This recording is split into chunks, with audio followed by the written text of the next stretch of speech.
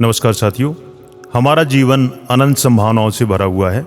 इसकी यह खूबसूरती है कि हमें अगले पल का पता नहीं होता। हमारे जीवन में जितनी भी खुशियां हैं, जो भी नृत्य है, जो भी उत्सव है, सिर्फ एक ही वजह से है कि हमें भविष्य का पूर्व ज्ञान नहीं होता। चाहे किसी का जन्म हो, जीवन साथी का मिलना हो, नौकरी का लगना हो, व्यापार में तरक्की हो या क्रिकेट का मैच हो, सभी चीज़ें इस वजह से खुशी का एहसास दिलाती हैं कि यह पूर्व निश्चित नहीं होता। क्या हो अगर आपके जन्म के समय ही आपके जीवन के बारे में हर बात निश्चित कर दी जाए कि आपके जीवन में क्या क्या होने वाला है, तो हमारे ख्याल से जीवन का रस ही खो जाएगा, जीवन पत्थर की भांति हो जाएगा। जब परिणाम निश्चित हैं तो किसी को कोई उत्सुकता ही नहीं रहेगी कुछ करने की। कहानियाँ कहती हैं कि हमेशा से ही लोग अमर होने की तलाश में थे। अच्छा हुआ उनकी खोज पूरी नहीं हुई, नहीं तो उसकी परिणति नरक के अलावा क्या होने वाली थी। मौत है इसलिए तो जीवन है। आदिकाल में जब हम जंगलों में भोजन पानी की तलाश में भटकते थे और अन्य जानवरों के साथ उनका प्राकृतिक वास साझा करते थे, तो हम हर वक्त मौत के साए में ही जीते थे। हमें हमेशा सजग और चौकन्ना रहना होता था। छोटी सी आहट भी हमें कपा देती थी, क्योंकि बाकी जानवर हमसे ज़्यादा शक्तिशाली और खूंखार थे। लाखों साल हमने इसी तरह गुजारे। वह जो डर है हमारे डीएनए में समा गया। हमने आज अपना जीवन इतना सुरक्षित बना लिया है कि मच्छर भी हमारे घर में प्रवेश नहीं कर सकता। लेकिन भविष्य के प्रति हमारी अनिश्चितता के डर में कोई परिवर्तन नहीं हुआ, बस परिदृश्य बदल गए हैं। आज भी हम एक चौराहे पर खड़े हैं। हमें समझ नहीं आता कि कौन सी राह चुनें। जब हम किसी विषम परिस्थिति से गुजर रहे होते हैं तो उससे छुटकारा पाने के लिए हम कोई भी उपाय करने को तैयार हो जाते हैं, क्योंकि डर जो हमारा सबसे पुराना संवेग है आज भी हमारा पीछा नहीं छोड़ रहा। तब हमें तलाश होती है एक ऐसे व्यक्ति की जो हमें राह दिखा दे। तो हम किसी ज्योतिष की शरण में जाते हैं, या जानते हुए भी कि उसे भी अपने भविष्य का कोई पता नहीं है। प्राचीन काल में ग्रह नक्षत्र और अन्य खगोलीय पिंडों को अध्ययन करने के विषय को ज्योतिष कहा जाता था। बाद के दशकों में खगोलीय पिंडों की रचना और उनके भौतिक लक्षणों के बारे में अध्ययन के लिए एक नया विषय बना एस्ट्रोफिजिक्स, और ज्योतिष यानी एस्ट्रोलॉजी अपने मूल रूप में ही सिमट कर रह गया। खगोलीय पिंडों की गतिविधियों का मानव व्यवहार पर उनके कथित प्रभावों को जोड़ने वाला भौतिक तंत्र प्रदान करने में विफल होने के कारण तथा अकुशल हाथों में पड़ने के कारण ज्योतिष विज्ञान की प्रतिष्ठा दांव पर लगी है। हम मानव व्यवहार के हर पहलू का जवाब उसमें खोजने की कोशिश करते हैं जो तर्क संगत नहीं है। फिर भी तथाकथित ज्योतिषी उनके अवैज्ञानिक और मनगढ़ंत जवाब देकर अपनी जीविका चलाने में लगे हैं। इस तरह इस विज्ञान की दुर्दशा होती गई जो हमारे सामने है। हमारे पूर्वजों ने लाखों वर्ष पहले आग को घरेलू बनाया और पका हुआ भोजन करना शुरू किया, तो हमारे मस्तिष्क का विकास हुआ। शिशुओं के उत्तरोत्तर होते बड़े सिरों के कारण ज़्यादातर महिलाओं को प्रसवकालीन मृत्यु का सामना करना पड़ा। मृत्यु के भय ने परिणामतः समय पूर्व प्रसव को चुना, जिससे इंसानी बच्चे पूर्ण रूप से विकसित नहीं हो पाते। इसलिए हमारे बच्चों को बाकी प्राणियों की अपेक्षा ज़्यादा समय तक देखभाल की ज़रूरत होती है। आज भी युद्ध की स्थिति में महिलाओं की प्रीमेच्योर डिलीवरी होना सामान्य बात है, और अस्पतालों में तो 50% डिलीवरी ऑपरेशन से होती है, वो भी इसी श्रेणी में आती है। तो जब हमारे जन्म का समय ही निर्धारित नहीं है, तो उस जन्म के आधार पर जन्म कुंडली बनाना कहाँ तक सार्थक है। इसी तरह कहा जाता है कि मृत्यु का समय अटल है, जबकि हम जानते हैं कि मेडिकल साइंस ने इतनी तरक्की कर ली है कि गंभीर बीमारियों के बावजूद हम मनुष्य की जान बचाने में सक्षम हो गए हैं। जब बाढ़ और सुनामी आती हैं, भूकंप आते हैं, युद्ध होते हैं, कितने लोग एक साथ मारे जाते हैं, तो हम किसी की मौत की प्रेडिक्शन किस आधार पर कर सकते हैं?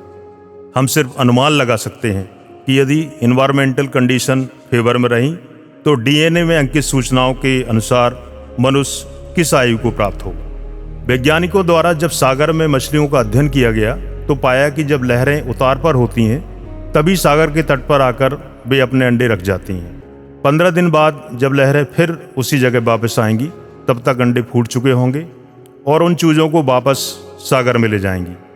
इस तरह यदि चंद्रमा की कलाओं से मछलियों का जीवन संचालित होता है तो हमारा क्यों नहीं होता होगा। आंकड़े बताते हैं कि पूर्णिमा के दिन पागलों की संख्या सर्वाधिक होती है। सूरज जो हमारा जीवनदाता है, उससे हमारा जीवन प्रभावित हुए बिना कैसे रह सकता है। वैज्ञानिक कहते हैं कि प्रत्येक 11 और 90 वर्ष के एक वर्तुल में सौर तूफान आते हैं जो पृथ्वी पर प्राकृतिक आपदाओं और महामारियों का कारण हो सकते हैं। इसमें कोई शक नहीं कि पृथ्वी के चारों तरफ फैले अनंत ग्रह नक्षत्रों के प्रभाव से पृथ्वी बच नहीं सकती, लेकिन पृथ्वी पर रहने वाले अलग अलग व्यक्तियों पर इसका अलग अलग प्रभाव पड़ता है। यह बात तर्कसंगत नहीं है।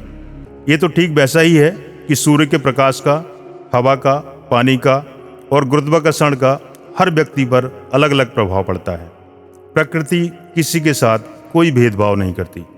हर साल ऐसी लाखों प्रेडिक्शन की जाती हैं जो सही नहीं होती, उन्हें कोई याद नहीं रखता।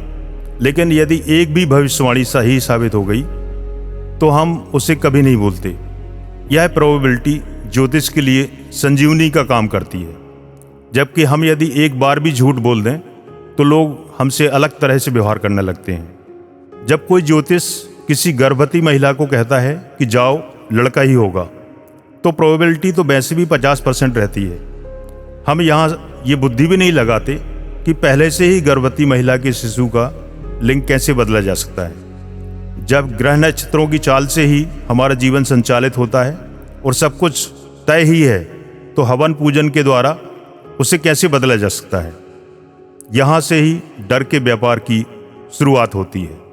मंगल ग्रह जो पृथ्वी से लगभग 4 करोड़ किलोमीटर दूर है, आज भी हमारे भारतीय लड़के और लड़कियों की शादी में बाधा उत्पन्न कर रहा है। राहु काल आज भी हमारी राशि पर सवार रहता है, जबकि राहु और केतु दोनों काल्पनिक ग्रह हैं। कुल मिलाकर सारे अंधविश्वास किसी न किसी तरह से झूठी मानसिक सुरक्षा उपलब्ध कराते हैं। इसलिए पीढ़ी दर पीढ़ी ये विचार वायरस की तरह हमारी संस्कृति में संक्रमित होते रहते हैं। पहले हमें प्रकृति के नियम समझ नहीं आ रहे थे और वैज्ञानिक सोच की कमी होने के कारण हम इन बातों पर विश्वास कर सके।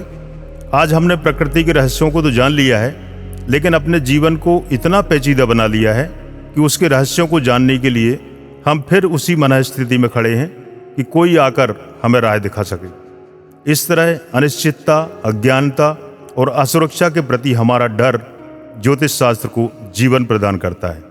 हमारे भविष्य का निर्माण करना हमारी ही व्यक्तिगत जिम्मेवारी है। फिर भी आपको लगता है कि आपका भविष्य बताया जा सकता है, तो यह उस भविष्यवक्ता की अपनी कला है और अभ्यास है। इसमें किसी देवी शक्ति या खगोलीय पिंडों का कोई लेना देना नहीं है। जिस तरह से नृत्य, संगीत, अभिनय और मैजिक भी एक कला है, एक मेंटलिस्ट आपके मन की बातें पढ़ लेता है और आपको आश्चर्यचकित कर देता है, जबकि वह आपके मन की बात जानने का सिर्फ एक भ्रम पैदा कर रहा होता है और इतनी खूबसूरती से करता है कि हम अपनी वास्तविकता और भ्रम के बीच का फर्क भूल जाते हैं और आप अपना सीक्रेट खुद उसे रिवील कर देते हैं। हर एक आर्ट फॉर्म, हर एक कला वही करती है, हम उसमें जीने लगते हैं। भविष्यवक्ता भी इसी तरह की भाषा का इस्तेमाल करते हैं, तो सभी को लगता है कि उनके लिए व्यक्तिगत रूप से सही है। जैसे आपसे कहा जाए कि आपके अंदर बहुत सी ऐसी क्षमताएं हैं जिनका आपने कभी इस्तेमाल नहीं किया। आपको लाइफ में थोड़ा बदलाव चाहिए होता है। आप पर कोई बंदिश लगा दे, ये आपको अच्छा नहीं लगता। किसी को अपने बारे में ज़्यादा सच्चाई बताना आपके लिए ठीक नहीं है। आप दिल के बहुत साफ इंसान हैं, दूसरों के लिए एडजस्ट कर लेते हैं, क्योंकि आपके लिए जो चीज़ सबसे ज़्यादा मैटर करती है वह है लोगों की इज्जत और प्यार।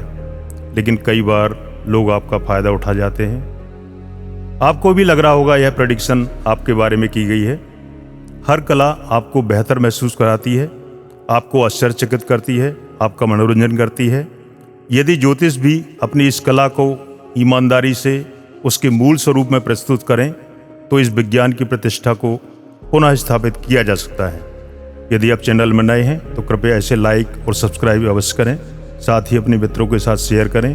धन्यवाद। जय हिंद।